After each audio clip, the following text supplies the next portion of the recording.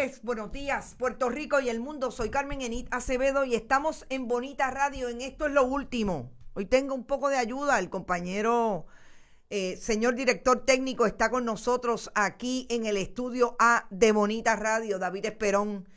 Y como siempre, a esta hora, en Esto es lo Último, estamos desde Bonita Radio en todas las plataformas y también en la red informativa. La red informativa que tiene como estaciones hermanas al 1470 AM 106.3 FM en Orocovis, Radio Cumbre. También el 1530 AM 98.3 FM en Utuado, Radio Éxitos. En Patillas y Guayama, Moca, Aguadilla, Red 93. Radio Grito en Lares, 93.3 FM. Y el 107.9, Aguadilla, Restauración 107. Estamos aquí desde San Juan, Puerto Rico, para todas nuestras estaciones que nos repiten contenidos entre el este, noreste, centro y el oeste del país.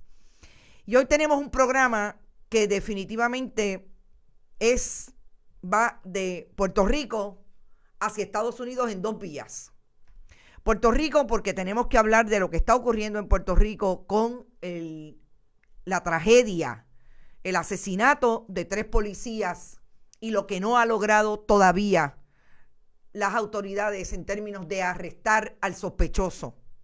Carlos Coto Cruz, un fugitivo federal desde el 2019, que se le escapó a los federales y todavía no dan con él, es la persona que aparentemente estaba con el hombre que fue encontrado asesinado ayer a la 1:30 de la madrugada en este hecho que cobró la vida de 3 agentes, 2 municipales, 1 estatal, y que hoy todavía mantiene en vilo a las autoridades y a un 4º agente de la policía municipal que todavía no ha salido de el centro médico donde está hospitalizado. Yo voy a insistir en el análisis, pero antes tengo que decir las palabras mágicas: compartan, compartan, compartan. No se olviden que es importante que nuestros proyectos y nuestros contenidos se hagan virales a través de las redes sociales y todas las plataformas. Que está con nosotros siempre Vega Alta Coop, que también está como auspiciador de este programa y de todos los proyectos de Bonita Radio. Buen Vecino Café, desde el día 1 en que decidimos hacer periodismo independiente, contestatario, importante para mantener la información en la mente de todos los ciudadanos de este país y del mundo entero, porque Bonita está en el mundo entero. Igualmente, con nosotros siempre la cooperativa Abraham Rosa. Y pueden ir a bonitaradio.net y allí donar a través de PayPal y tarjetas de crédito para el proyecto Bonita Radio, que también pueden hacerlo a través de la Fundación Periodismo Siglo XXI en su ATH móvil, Fundación Periodismo 21, en la aplicación de negocios. También puede hacerlo a través de envío de cheques o giros postales a nombre de Fundación Periodismo Siglo XXI, PMB 284, PO Box 19400, San Juan, Puerto Rico 00919-4000. Y por ahí está todo el mundo. Desde Nueva York está Josian Ortiz. Saludos, Josian. Tengo información para ti y para compartir contigo, que sé que siempre estás dispuesto a apoyar el proyecto de Bonita, así es que nos hablamos pronto. Está con nosotros Rosa Banch desde el oeste borincano. Gracias, Rosa, por siempre estar por ahí. Y Lourdes Ríos, Margarita López, un psicópata cualquiera que refleja el deterioro de la sociedad civil puertorriqueña. Me imagino que estás hablando del sospechoso de asesinar a los 3 policías. Gracias, Margarita, por estar también siempre con nosotros desde Nueva York. Héctor Rivera Feliciano, saludos. Javier Jiménez Díaz, Mac Scott, desde Texas presente, Magdi Cabán, una de nuestras primeras internautas identificada con este proyecto. Buenos días, Bonita, y a todos, Adalberto desde Texas. Papo Doner, Florida. Está todo el mundo por ahí. Irisita Delgado. Hola, soy yo, Cleopatra. ¿Alguien sabe de mi amiga Tata la Cristiana? No, nadie sabe de María Milagros Tata Charbonnier. Alguien me preguntó y yo le decía, Yo estoy segura que Tata debe estar tratando de ver cómo sale ella y cómo saca a su hijo. Así que esas son los cursos que siguen las investigaciones que llegan a los tribunales en el caso de María Milagros Charbonnier. Estamos hablando de corrupción.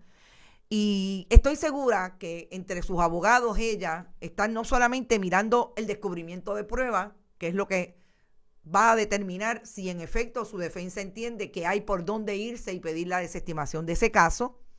Y además, importante, el contexto en que se da la corrupción por la que está siendo acusada María Milagros Charbonnier. Y en ese sentido, quizás podemos hacer un primer comentario de que no olvidemos que ayer resucitó el asunto de los fantasmas. ¿Y qué fantasma? Que realmente no es un fantasma, es uno de los hacedores de fantasmas en la legislatura de Puerto Rico, en la persona de Fernando Tono Florenzán. Tengo información de buena tinta que me dice que en efecto el presidente recién electo el pasado lunes del nuevo Senado pluralista de esta nueva sesión legislativa, José Luis Dalmau, ya le dijo al portavoz de la mayoría, Javier Aponte Dalmau, que no se vista que no va, que el contrato de Fernando Tono Florenzán no va para ningún lado. Importante, claro, el liderato de José Luis Dalmau está en juego en todo este asunto. Es un momento en que después de que el país envió un mensaje el pasado 3 de noviembre, más vale que lo que queda de Partido Popular Democrático tenga hile fino en qué va a hacer con esos intentos que aparentemente no son necesariamente discutidos con el liderato del partido, porque obviamente el presidente del Senado se coloca hoy como un líder dentro de la institución que al menos tiene una mayoría nominal en este momento en la legislatura de Puerto Rico. Ya es oficial, dice Lizy Martínez de Cabrero, ya es oficial, Tonos declinó el contrato. ¿Declinó? No.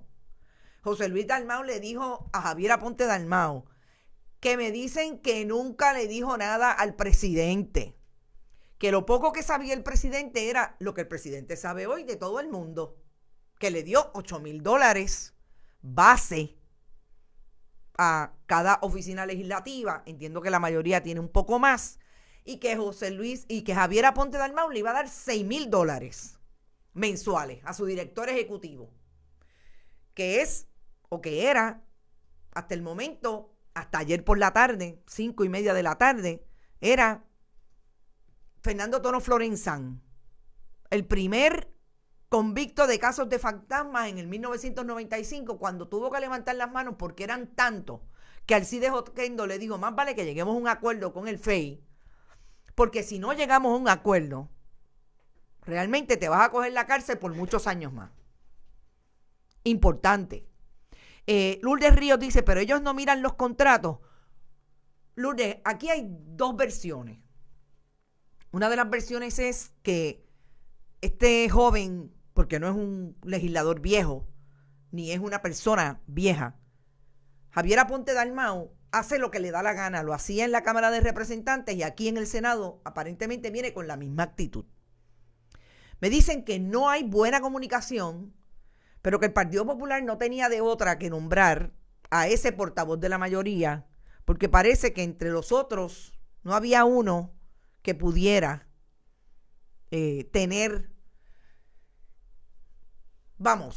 no había uno. Vamos a dejarlo ahí. Yo estoy en medio de una búsqueda de una información que quizás me dé un poco más de luz. Era ese, para ellos, para esa delegación. Y me dicen que en efecto no había mucha comunicación para él saber si ese contrato se lo iban a dar a Fernando Tonos o no. A mí me luce que podría ser esa versión correcta cuando escucho ayer a Javier Aponte Dalmau ensimismado en este contrato. Que de hecho, es una relación vieja y él mismo lo acepta. Él tiene una relación de muchos años con Fernando Tono Florenzán porque su familia así la tenía. No lo dudo. No lo dudo, definitivamente. Su padre, el que fuera alcalde de Carolina, venía desde allá, desde los años 80, cuando incluso Fernando Tono Florenzán tuvo que ir al tribunal porque no lo querían juramentar como legislador cuando ganó en las elecciones para el 1980, porque tenía 24 años y no se sabía si, o por lo menos en aquel momento no estaba claro si iba a tener la edad requerida por la Constitución, que son 25 al momento de jurar. Ese caso fue al Tribunal Supremo. Así que se pueden imaginar de lo que estamos hablando, de dónde es que tiene ese anclaje político partidista en Carolina, Fernando Tono Florenzán. Después con negocios en Carolina. Yo espero que pague las patentes por el edificio que tiene allí en la avenida Roberto Clemente. Porque hasta eso logró tener Fernando Tono Florenzán. Entonces, hoy sabemos que no hay ese contrato. Por otro lado, hay otra versión que también encuentra, por lo menos dentro de los escenarios de la política del Partido Popular en esa legislatura, que necesariamente el presidente, y siempre han sido presidentes, así que lo dejo en ese género, no tiene injerencia en esos contratos, contrario al Partido Nuevo Progresista, que ya hemos tenido la experiencia histórica de los pasados 4 años. Solamente los pasados 4 años nos dan una idea de todo lo que sabía Carlos Johnny Méndez en la Cámara de Representantes y Tomás Rivera Chats con relación a los contratos que había a través de las oficinas legislativas de sus delegaciones. Así que esas son 2 miradas interesantes que tenemos que tener en cuenta cuando vamos a hacer un análisis de esta situación. Yo espero que en algún momento, hoy, esta mañana, sé que José Luis Dalmau estaba en la toma de posesión del alcalde de Ponce, que voy a hablar brevemente de eso. Espero que durante la mañana de hoy tengamos información propia de parte del propio José Luis Dalmau sobre cómo llegó a la conclusión de que ese contrato no podía ir. Pero ahí está. Un primer tema. Con sueldo de 6,000 son buenos, decía María Jurado. Exacto.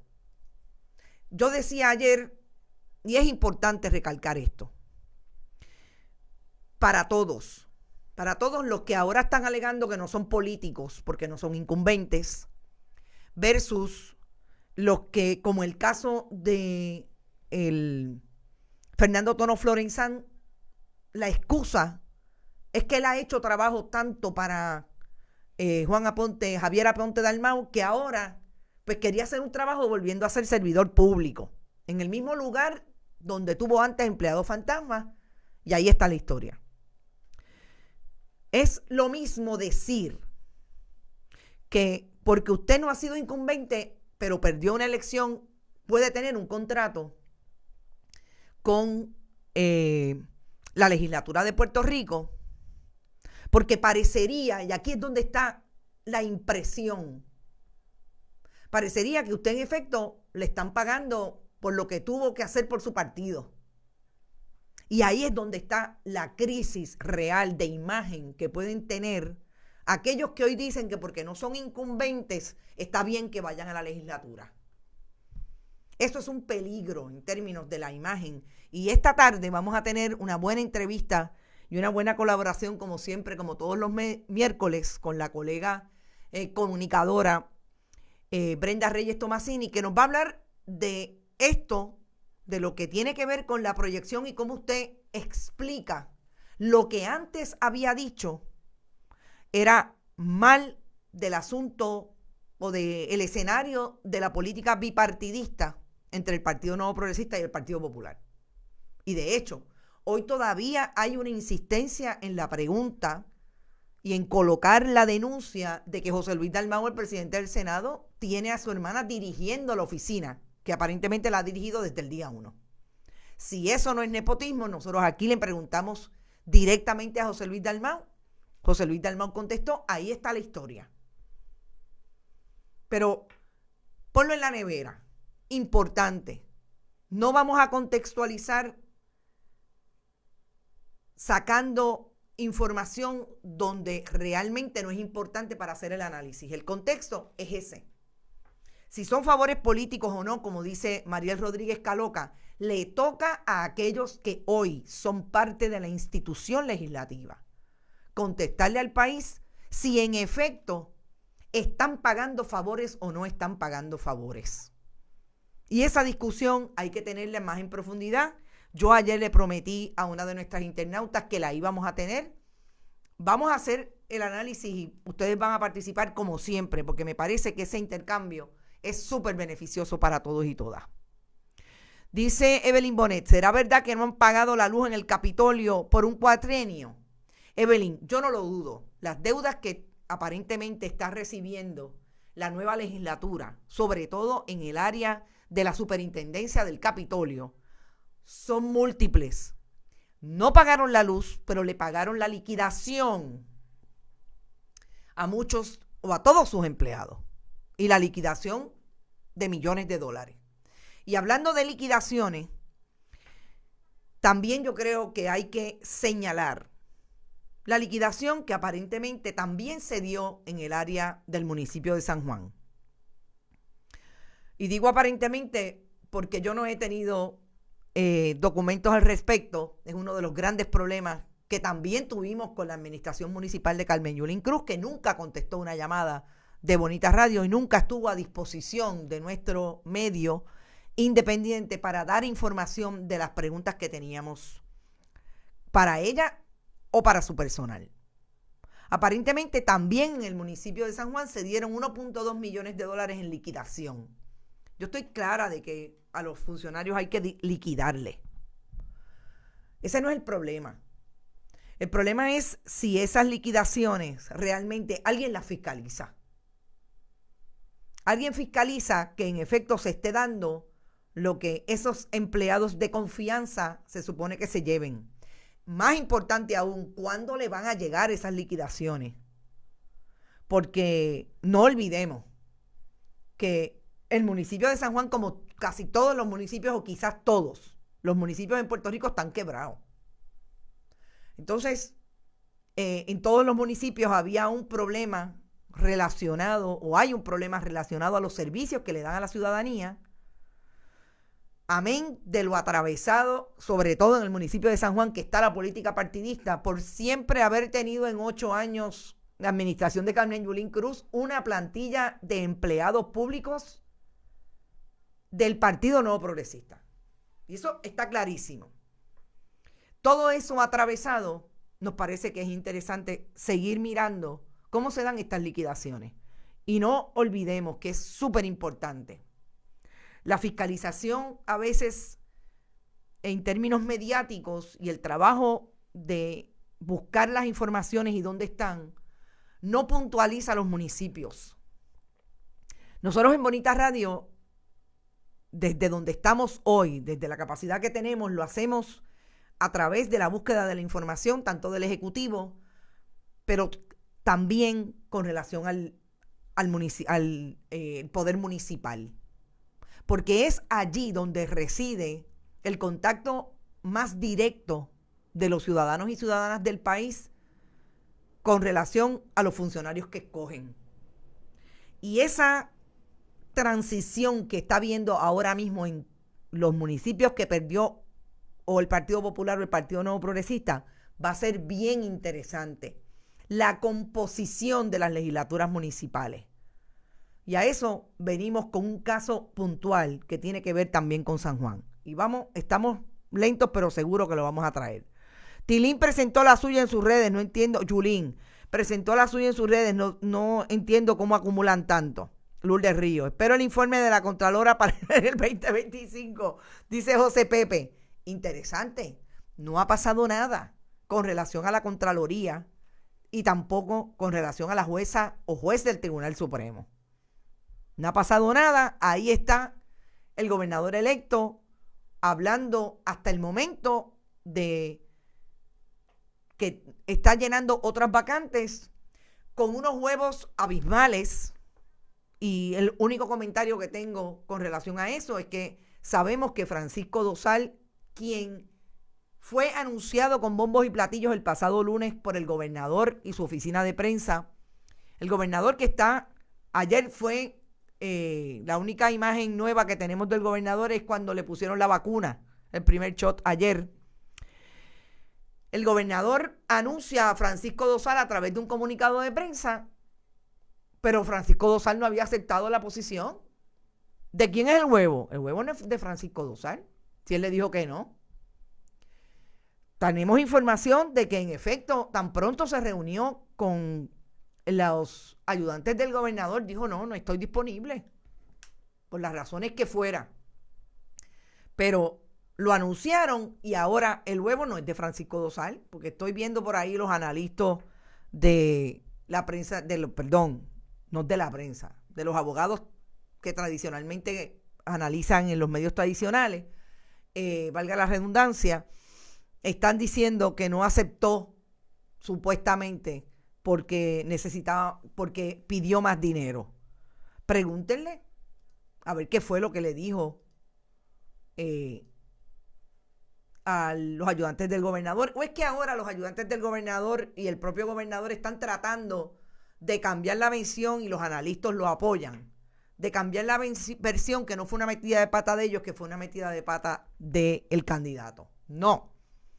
La información que tengo es que no fue así.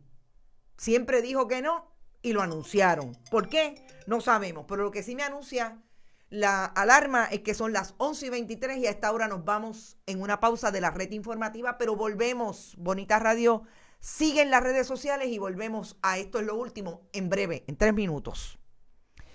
Dice Adalberto Ramos, quería 16,000 mensuales. Lo que pasa es, Adalberto, que ¿dónde está el calor? En la sábana.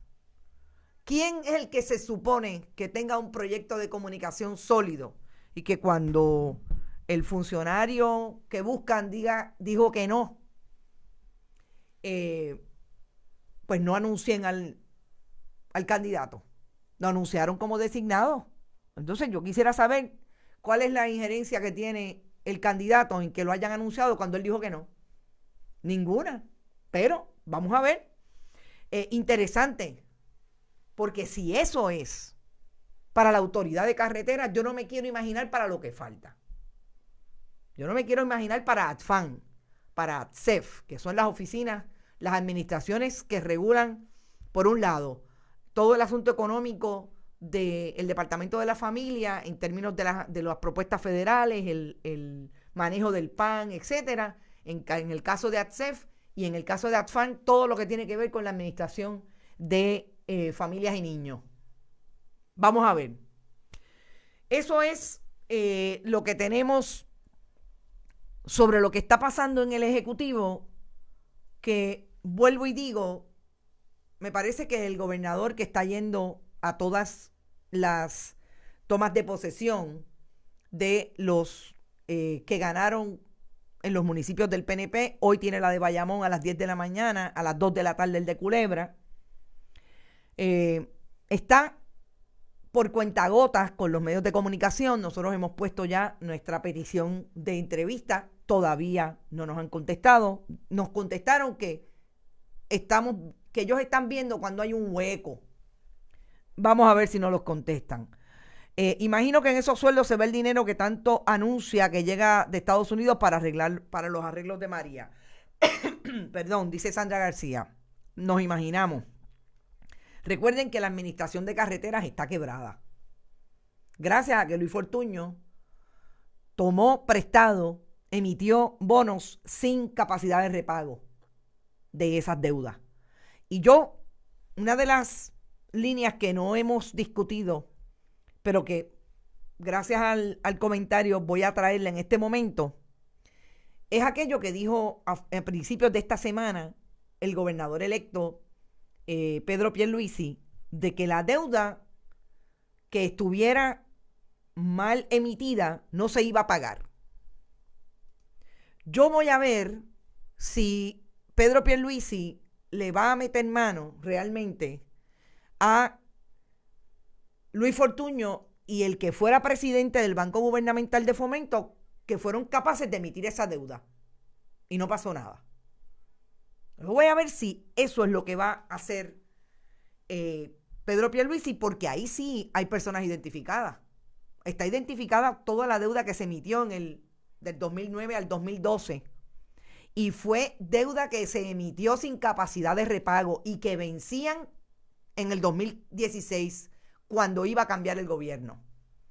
Vamos a ver si es verdad. Los muchachos del Colegio San Ignacio y los cheques del PUA, en nada. Eso es otra entrevista pendiente. Hoy vamos a hacer la petición, vamos a ver qué nos dice Domingo Emanueli, si vamos a poder hablar con él de todo lo que está pasando en el Departamento de Justicia, que entienda, que créanme, es mucho. Son las 11:26 y regresamos aquí a Bonita Radio, de donde nunca nos vamos en las redes sociales, pero para la red informativa estamos de vuelta. Estamos hablando de lo que está pasando entre el Ejecutivo y esos nombramientos que ellos dicen que los designan, pero finalmente las personas no han dicho que sí. Averigüen del gasoducto también, dice Yadi Carraquillo. Realmente, del gasoducto, lo que podemos decir es que ahí sí que se complació a muchos amigos del alma. Se le dio dinero a borbotones, entre ellos de los que llegaron de los fondos ARRA para recuperación en la administración de Barack Obama. Y en efecto, Yadi, no pasó nada, porque sabemos dónde quedó el gasoducto. Pero ahí se le dio mucho dinero a los que financiaron las campañas de Luis Fortuño. Nina Torres también está por ahí. Mariel, saludos Mariel, desde Trujillo siempre está con nosotros. Veremos si de verdad la audita. No creo que vaya a auditar la deuda, porque para hacer eso que dice Pierluisi, por eso es que es importante que analicemos lo que dicen y lo que implican esas palabras. Para hacer lo que dice el gobernador hoy, poner en justa perspectiva no pagar e ir detrás de los que emitieron esa deuda, habría que auditarla. Y que yo sepa, él no está hablando de auditar la deuda. Es importante. Lo que sí dijo Pedro Pierluisi hoy me parece importante, y es que no se vista que no van los fundamentalistas religiosos, porque él no va a ir en contra de los derechos que ya están adquiridos por las mujeres con relación al aborto. Y eso definitivamente es una línea en contra de lo que Joan Rodríguez Bebe ha dicho como legisladora, sin haber llegado en medio de su juramentación. Dice que habló con José Luis Dalmau y que votaba por él porque él le prometió que iba a apoyar los proyectos de restricción del aborto. Obviamente José Luis Dalmau la contradijo, la desmintió, pero lo más importante es que Pierluisi haya dicho hoy, me parece que eso es importante para todas las personas que atendemos con mucha diligencia el asunto de los derechos de las mujeres, es que Pierluisi haya dicho que no va a ir en contra de ningún derecho adquirido por las mujeres, entre ellas el derecho al aborto. Así es que hay que mirarlo. Eso es hoy, está llegando, hace poco más de 8 días que juramentó. Vamos a ver lo que pasa cuando vaya de camino, si es que va a correr en el 2024 y finalmente cambia o no cambia. Pero es súper importante estar bien pendiente a ese mensaje. Daniel del Valle dice, buen día Carmen, buenos días Daniel. Pierluisi no va a auditar la deuda porque no le conviene y si lo hace va a ser una auditoría nefasta y a medias. Interesante tu planteamiento. Entonces, vamos a otro tema que yo creo que es el tema que más tiempo nos va a coger hoy.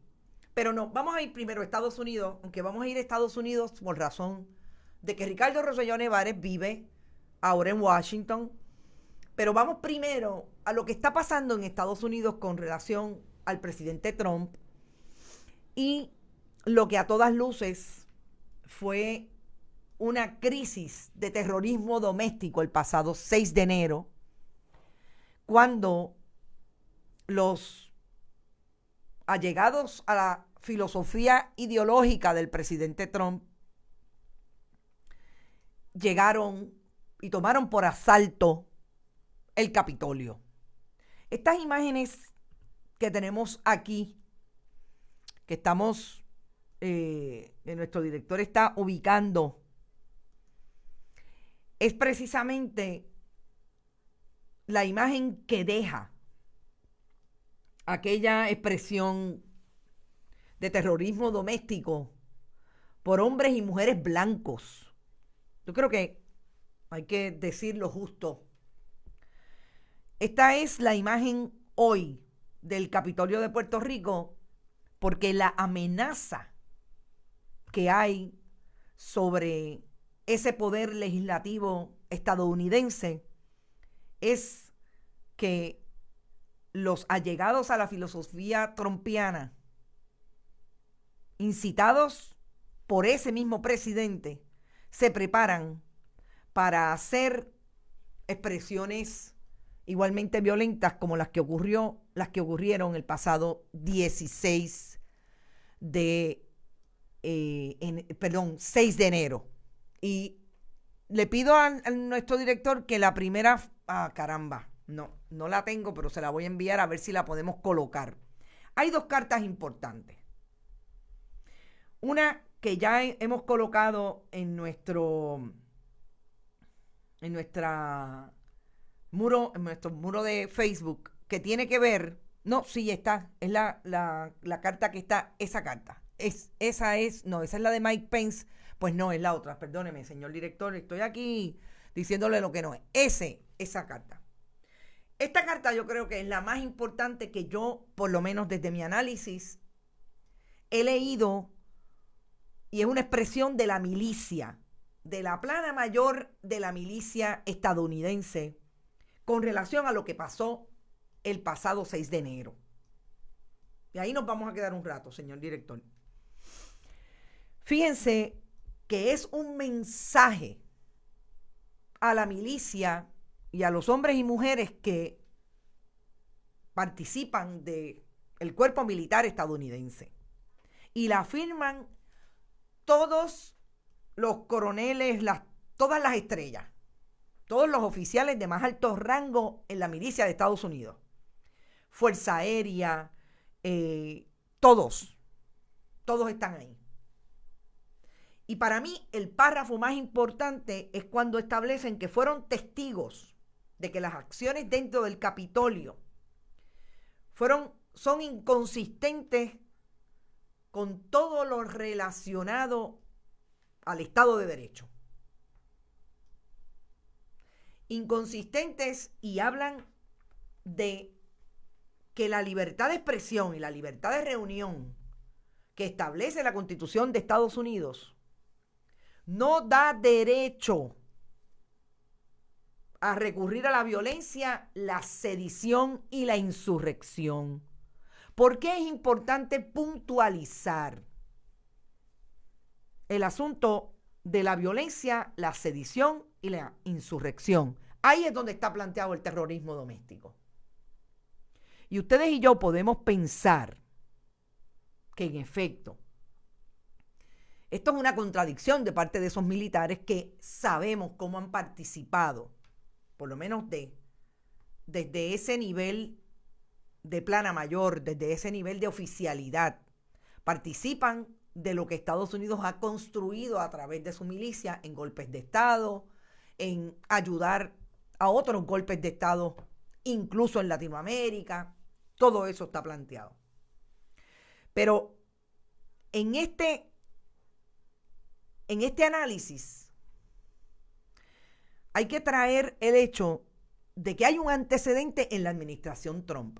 Y fue cuando su cuerpo militar, hace 1 año y medio, cuando él empezó a mostrar y se empezó a mostrar toda esta cara del terrorismo doméstico y por dónde iban y que lo incitaba y que utilizaba su Twitter, etcétera. Esa plana mayor también habló,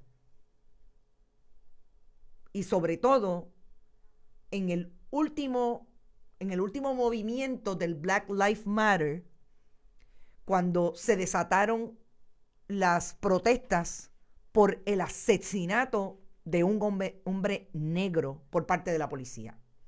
Y fue el presidente Trump el que trató y llamó la atención de que iba a sacar a la Guardia Nacional y que iba a tirar a los militares a la calle. Y los militares le dijeron, no, perdóname. No, así no. Esa fue la primera vez que pudimos ver que esta milicia ya estaba de otro lado.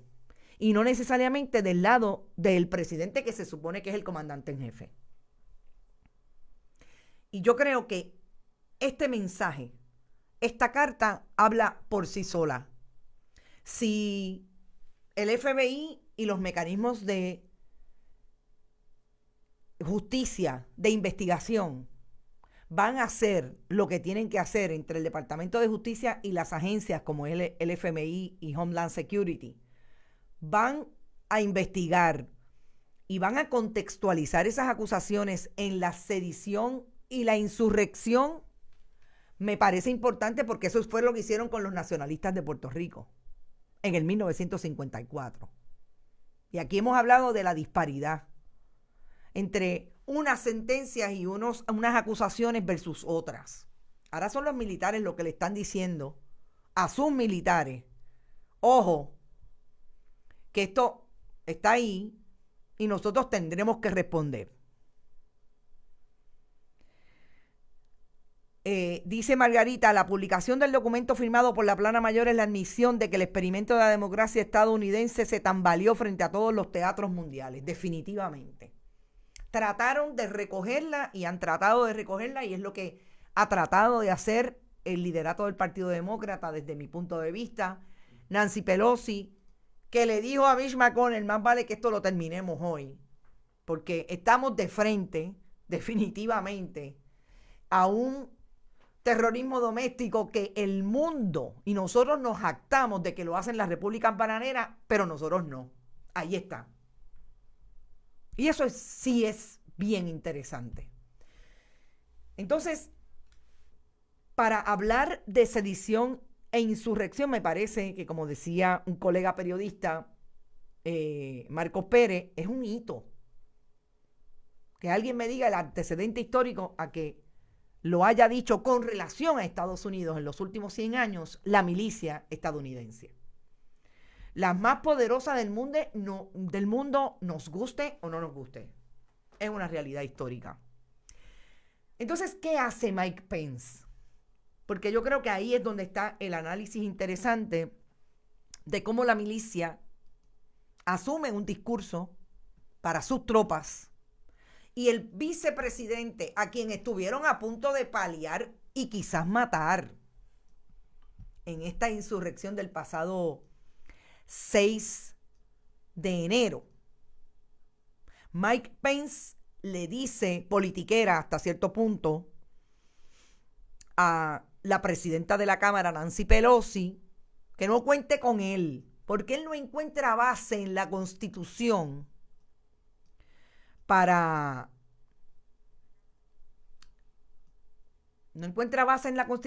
invocar la enmienda 25. Y como recordaremos, la enmienda 25 no es otra cosa que un mecanismo que da la Constitución, y en este momento pauso para la red informativa, pero seguimos aquí en Bonita Radio. Esto es lo último a través de toda nuestra plataforma digital. Volvemos en 3 minutos.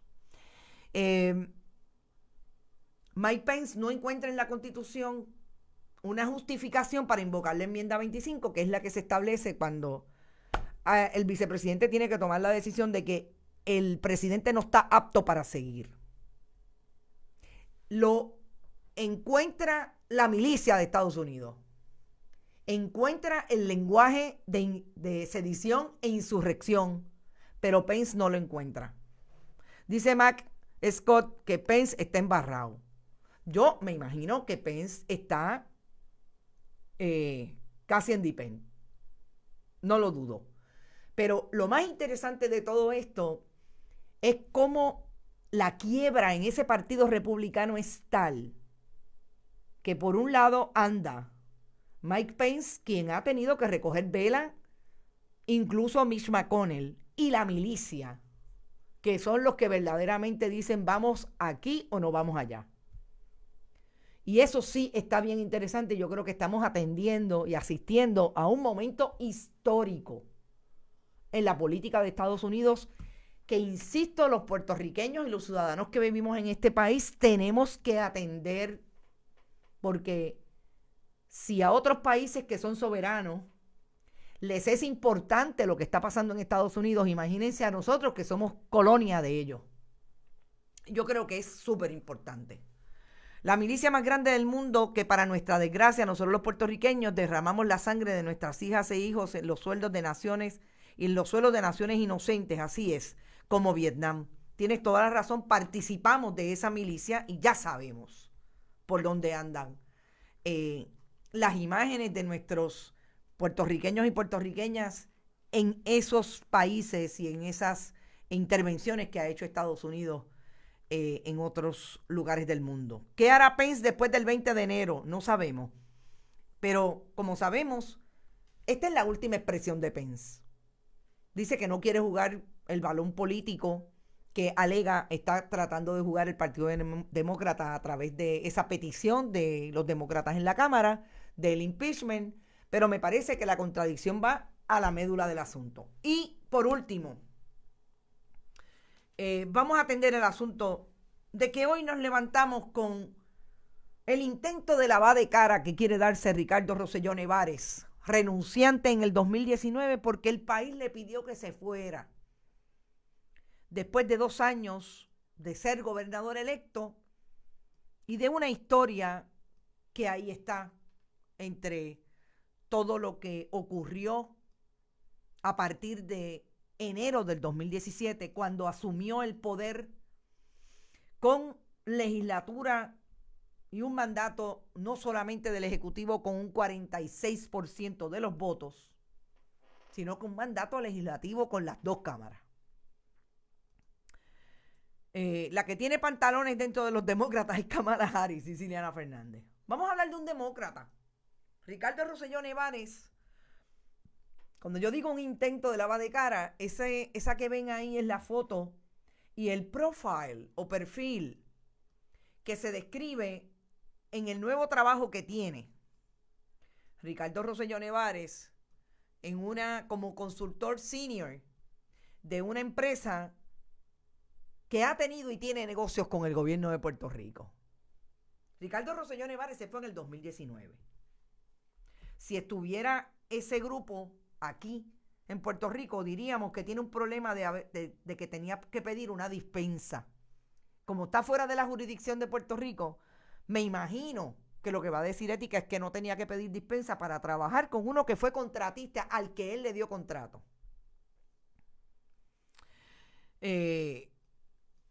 Javier González tiene una pregunta y antes de seguir quiero contestársela. Javier, gracias por estar por ahí como siempre. Ya mismo le dan un contrato en el gobierno, no digas eso, Mariel. Javier dice, hola, tengo una pregunta que tal vez puedas contestar. ¿Cómo es que el New York Times piensa que Ricardo Rosselló es noticia? No creo que la circulación del New York Times en Puerto Rico sea considerable. No creo que para los lectores en Estados Unidos el tema sea de mucha relevancia. ¿Cómo llega Ricardo Rosselló a tener cobertura en el Times? No son tonterías. Estás diciendo algo que va a la médula de una línea importante en todo el análisis, y es que Ricardo Rosselló Nevares en efecto admite en este artículo que tiene asesoría para reivindicar su imagen. El lavado de cara que mentamos en country, la limpieza de ese momento terrible de su reputación, que yo creo que no hay quien lo limpie, pero bueno, es importante establecer que detrás de Ricardo Rosselló Nevares hay un grupo que está haciendo ese intento. Gracias por tu pregunta, Javier, y no sé si lo dije, pero yo dije que regresamos, no dije que regresamos, pero estamos aquí, otra vez en la red informativa, y nunca nos hemos ido de Bonita Radio en todas las redes y plataformas digitales. Esto es lo último. Carmen Enid Acevedo les habla. Hay un grupo detrás yo quiero hablar bien poco de esto porque esta tarde en Estrategia y Comunicación con la colega Brenda Reyes Tomasini lo vamos a tratar en profundidad y quiero, con el expertise que tiene Brenda, que traiga su análisis también y lo podamos compartir. COI, la famosa agencia de publicidad que se llevó del gobierno de la chequera del pueblo de Puerto Rico sobre 60 millones de dólares, está detrás de esto. No hay ninguna duda. Es un artículo que, como tú dices, ¿qué le importa al New York Times? Estas son las historias que se compran. Estas son las historias que un medio de comunicación como el New York Times las quiere tener para que haya viralidad en sus redes.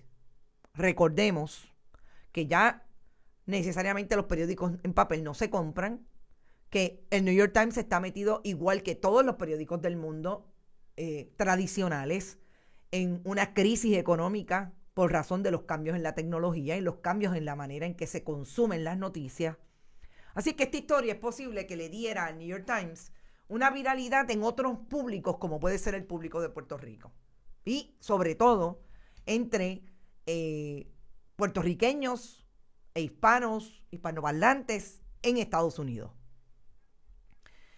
Eso para cubrir lo que está detrás, que no es que Ricardo Rosselló cogió el teléfono, es que COI, Edwin Miranda, aquel miembro del Telegram chat, también participó de la estrategia que el gobierno de Ricardo Rosselló Nevares, Wanda Vázquez Garcés delineó desde el 2017 para que su gobernación fuera pintura y capota y realmente los hilos de lo que verdaderamente estaba pasando a través de todas las agencias los corrían los famosos cabilderos. Y uno de esos cabilderos era COI, que tuvo ese montón de dinero en contratos con el gobierno, y que no olvidemos que fue la agencia de publicidad de Pedro Pierluisi cuando fue candidato a la comisaría residente con Luis Fortuño. O sea, Pedro Pierluisi no está lejos de esto, está muy cerca. Y que su hermana Caridad Pierluisi, que hoy trabaja ad honorem en la Fortaleza de Puerto Rico, trabajó y fue oficial de COI. Eso es lo que está detrás, a grosso modo. Vamos a profundizar en eso por la tarde. Pero yo quisiera profundizar en algunas líneas del discurso de esa entrevista. Primero, self-serving. Nosotros decimos self-serving cuando son las entrevistas de relaciones públicas que los entrevistados dicen lo que les da la gana. Dentro de todo lo que dijo, en ese perfil que se describe a Ricardo Rosselló Nevares en su nuevo trabajo, se describe a un Ricardo Rosselló Nevares, no hablan de que fue sacado de el pueblo de la gobernación por parte del pueblo. No, dicen que es un monstruo, que lo menos que hizo fue eliminar las terapias de conversión cuando fue gobernador, que atrajo muchos negocios a Puerto Rico para paliar la crisis de la deuda pública y que logró aumentar el mínimo para los trabajadores de la construcción en $15. Las tres mentiras. Las tres son mentiras. No olvidemos que Ricardo Rosselló Nevares prometió los $15, que era, de hecho, a través de un sindicato que nada más y nada menos su cabildero era Elías Fernando Sánchez y Fonte. Y después los mismos trabajadores tuvieron que decir que les mintieron porque no se los estaban dando. Ni hablar de todo lo que hizo. Todo lo que hizo relacionado a la deuda pública, que para afuera decía que no iba a hacer lo que la Junta decía, ni iba a estar tomando nota o haciendo lo que la Junta proponía con relación al presupuesto y finalmente lo hizo, siempre. Pero en ese artículo dice algo que para mí todavía es más escandaloso. Ricardo Rosselló Nevares se ganaba $75,000 como un salario. Antes de que Ricardo Rosselló Nevares llegara al poder, solamente había trabajado como un profesor que me dicen que nunca iba a las clases, pero por lo menos tenía un puesto que le pagaba la Universidad Ana Geméndez para dar clases allí en la universidad. Y hace un mes compró una casa de $1.2 millones. ¿De dónde Ricardo Rosselló Nevares tiene para pagar una casa de $1.2 millones? Primera pregunta. Bien interesante. Y no olvidemos que Ricardo Rosselló Nevares hizo un viaje con Elías Fernando Sánchez y Fonte, en un avión fletado por Elías Fernando Sánchez y Fonte, en verano del 19, mayo, junio del 19, donde se llevaron a toda la familia de Elías Fernando. Los hijos, Valery Rodríguez Erazo, su esposa, los padres. Y allí fue a parar también Ricardo Rosselló Nevares. Eso es un dato. Después sabemos que Elías Fernando Sánchez y Fonte, cuando los tiros del verano del 19, no volvió a Puerto Rico, está viviendo en Miami y no sabemos qué pasó con ese viaje ni a qué fueron. Sería interesante, sería porque son cuñados, son compadres. Ricardo Rosselló Nevares es el padrino de la boda de Elías Fernando Sánchez y Fonte. Esas son las preguntas que yo tengo con relación a ese dato. Injuria sobre ofensa, que Ricardo Rosselló Nevares diga que tiene un síndrome de estrés postraumático, que fue lo que no lo parece, la victimización, como dice Ricardo Vargas, lo que no lo dejó trabajar en favor del pueblo de Puerto Rico después del huracán María. Todo eso dice ese artículo. Y está colocado en el muro de Bonitas Radio, lo pueden leer y lo pueden leer también en español, porque el New York Times tiene una traducción al español. Que se haya dado cuenta que tenía que renunciar, y este es el colmo del cinismo y el colmo del libreto en ese artículo.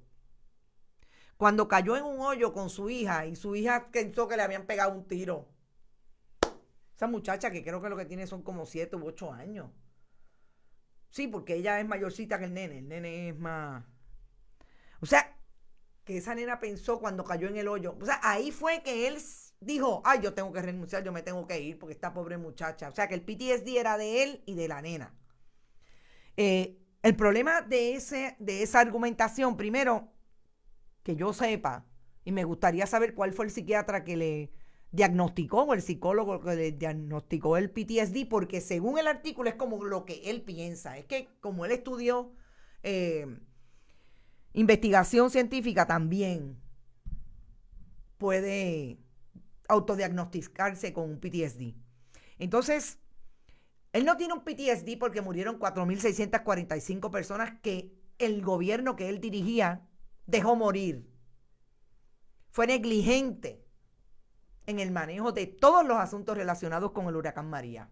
No, él tiene un PTSD porque cayó en el hoyo y la nena se dio cuenta y entonces no pudo manejar nada más. Yo quiero dejarlo ahí para invitarlos a que esta tarde escuchen a Brenda Reyes Tomasini con esta servidora haciendo un análisis más amplio de por qué esta es la pantalla de Ricardo Rosselló Nevares, que quiere lavarse la cara y que no dudo que lo que estén tramando es que quiera volver en el 2024. No lo dudemos, pero sobre todo hay que ir detrás de esos trabajos que está haciendo disque Ricardo Rosselló Nevares en esta empresa, si realmente es el fruto de haber tenido un contrato o de tener un contrato con el gobierno de Puerto Rico que se lo dieron ellos mismos y que en el pasado esta empresa tuvo negocios en el gobierno de Puerto Rico con su padre Pedro Rosselló González. Eso hay que darle seguimiento, pero esta tarde nosotros vamos a terminar el análisis a las 5 con Brenda Reyes Tomasini, sobre todo desde el punto de vista de la estrategia de comunicación. Ponlo en la nevera. Lo que quieren es volver. Y este pueblo tendrá que tomar la decisión. Si en efecto, sobre todo, el Partido Nuevo Progresista, Pedro Pierluisi, y me encantaría saber qué piensa el portavoz de la minoría, Tomás Rivera Chats, Carlos Johnny Méndez. ¿Existirá Carlos Johnny Méndez? ¿Ustedes lo han visto? Nadie lo ha visto. Bueno, hay boquetes en las carreteras que dejan a uno con PTSD, dice Iván Hernández. Yo me tengo que ir porque son las 11:56. Me despido de los internautas de Bonita y de la red informativa. También me despido de los radioescuchas que están con nosotros siempre a esta hora, todos los días entre lunes y jueves, y los viernes escuchando lo que tenemos que decir desde el periodismo en Bonita Radio. Recuerden, no se olviden, compartan, vayan a bonitasradio.net, allí ustedes pueden donar a través de PayPal y tarjetas de crédito. También pueden hacerlo en la Fundación Periodismo 21 en su ATH móvil. Recuerden, envío de cheques o giros postales a Fundación Periodismo Siglo XXI, PMB 284 1940 San Juan, Puerto Rico, 00919-4000. Éxito, buen provecho y nos vemos esta tarde a las 5 en Qué Palo en Noticias. Hasta entonces.